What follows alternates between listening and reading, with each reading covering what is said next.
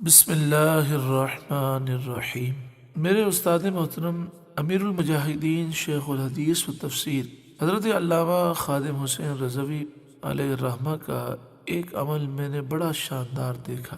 اس پر میں نے ایک سوال بھی کیا جو میں عرض کروں گا۔ ایک شخص کے متعلق جب آپ نے سنا کہ اس نے ایسی بات کہہ دی، اس سے آپ کو بہت دکھ پہنچا، سخت آپ رنجیدہ ہوئے، افسردہ ہوئے۔ اچانک سے وہی شخص آپ سے ملاقات کے لیے آ گیا۔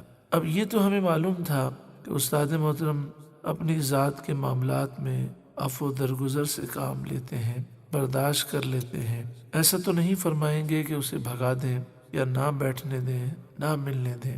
تو آپ نے عفو درگزر سے کام لیا، اپنے پاس بٹھایا، لیکن جو حیرت کی بات تھی کہ آپ نے اس سے بڑی مہربانی فرمائی، اسے کھلایا پلایا، اس کا ادب کیا، اور چہرے سے بھی ناگواری کے آثار معلوم نہ ہوئے۔ تو میں نے آپ سے سوال کیا اس شخص کی جانے کے بعد کہ حضرت آپ نے اپنے آپ کو اتنا کنٹرول کیسے کر لیا؟ انسان کا جب دل دکھا ہوا ہو، انسان افسردہ ہو، غمگین ہو، دکھی ہو، تو چلے انسان عفو درگزر کر لے، برداشت کر لے، لیکن اس کے عمل سے یا چہرے سے محسوس ہو جاتا ہے۔ لیکن آپ کے تو چہرے سے بھی محسوس نہیں ہو رہا تھا اس موقع پر جو آپ نے جواب دیا۔ یہ ایک ولی کامل کی شان ہے۔ حقیقتاً جو آپ کی زبان میں تاثیر تھی، وہ تاثیر اسی وجہ سے تھی کہ آپ نے اپنے آپ کو حضور کے فرمان کے سامنے جھکا دیا۔ آپ نے فرمایا کہ بات یہ ہے کہ میرا دل بہت غمگین تھا، افسردہ تھا، میں دکھی تھا اس سے، لیکن جیسے ہی وہ میرے سامنے آیا، مجھے نبی کریم صلی اللہ علیہ وآلہ وسلم کا ایک فرمان یاد آ گیا۔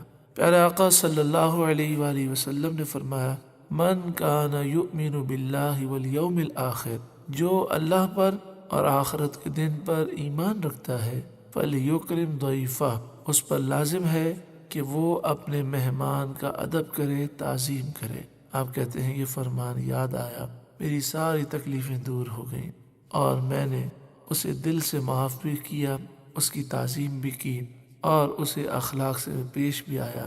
کروڑوں رحمتیں نازل ہوں میرے استاد محترم کے مزار پر انوار پر۔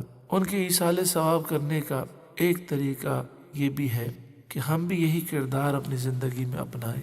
انہیں جانا، انہیں مانا، نہ رکھا غیر سے کام، للہ الحمد میں دنیا سے مسلمان گیا۔